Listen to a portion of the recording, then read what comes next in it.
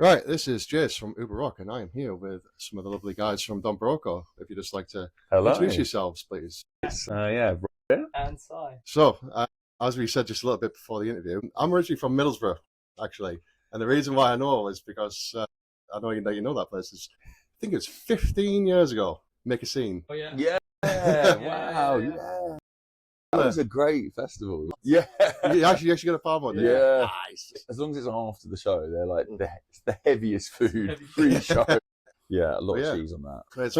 It's been a long time since then, and you guys have come on proper leaps and bounds. Holy shit! I mean, I saw the footage from Rock am Ring and Rockin' Park. That was awesome. Yeah, it's Go on. So good. Like, definitely, as festivals go, they've just got it down. They know exactly what they're doing. It's just so incredibly run. Like, it's so nice for like the artists backstage. The food's amazing, all that sort of stuff. And I think it's just, when it's so dialed in, just everyone there is so happy to be there. And the lineup this year was just ridiculous. It was like, I mean, the day we played was Papa Roach, Linkin Park, Limp Bizkit. So as soon as we saw the reveal of the days, we were like, we want to be on that day. They're our favorite bands. They're the bands that inspired us to kind of pick up instruments and start playing ourselves.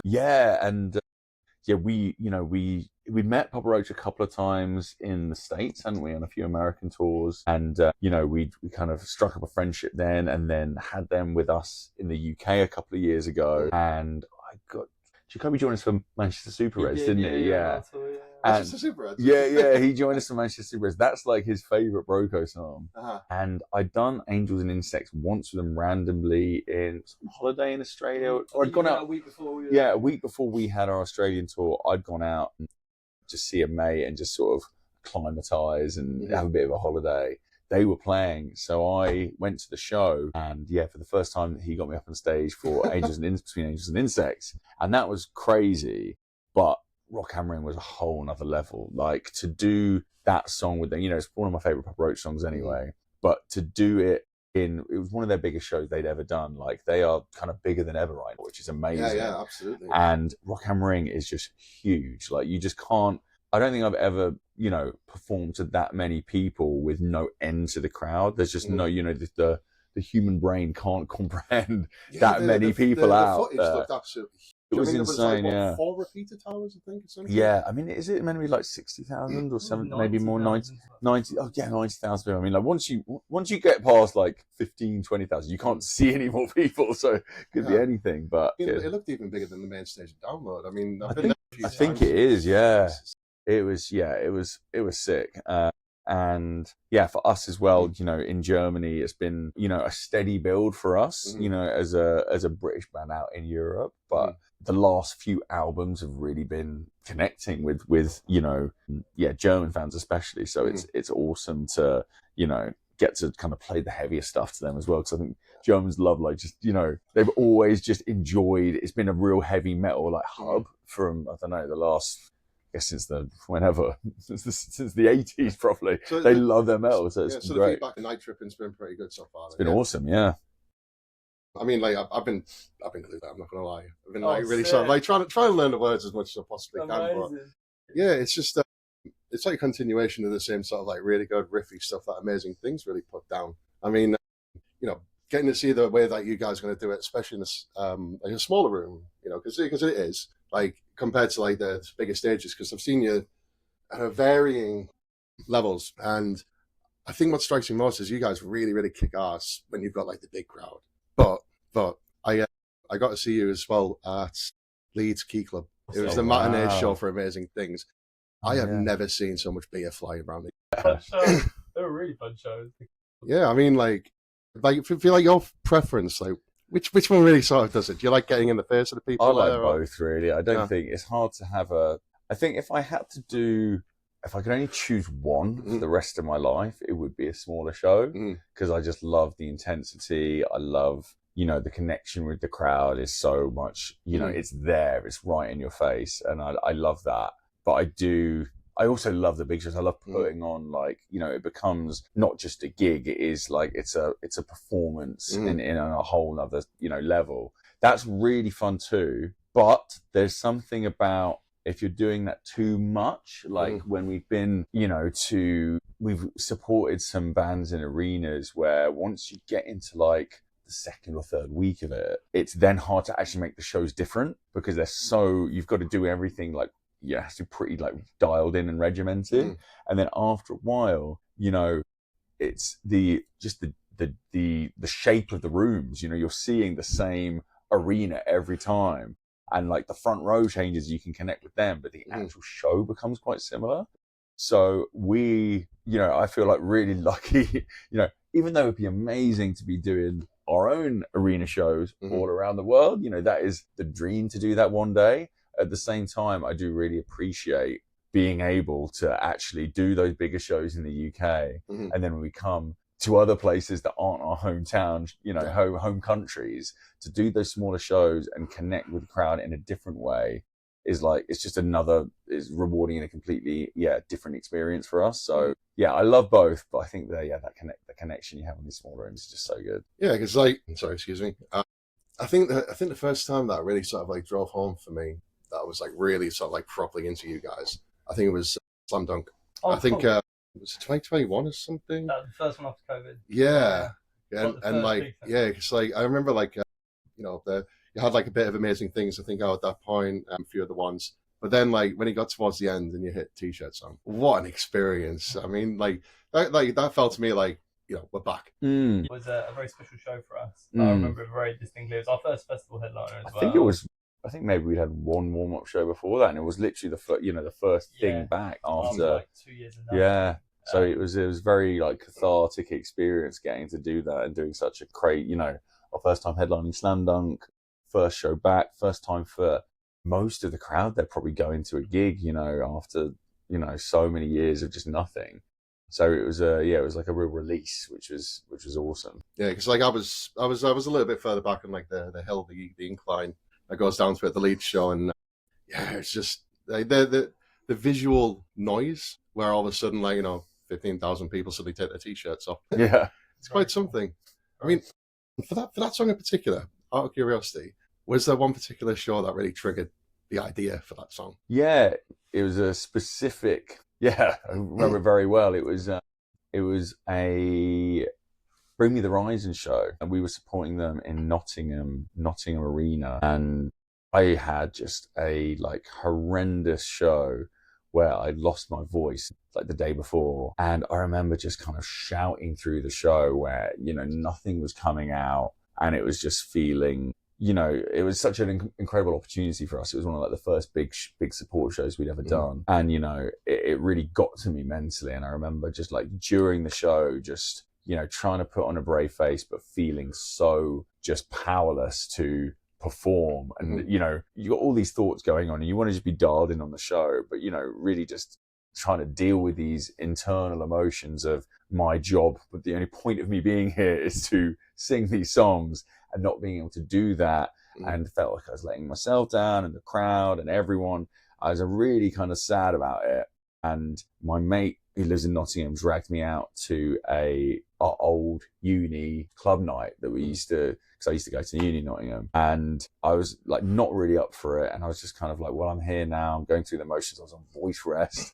So it was like, that's just shit anyway, because you can't really talk to anyone. But I was there kind of talking quietly, sipping my drink, trying to have fun, and the Baywatch theme song comes on, which was a kind of uni classic where I went to, where the rule was every time that song comes on, you take your T-shirt off and you swing it around your head. And my mate was like, come on then, let's do it. And I was like, well, I'm not in the mood for this.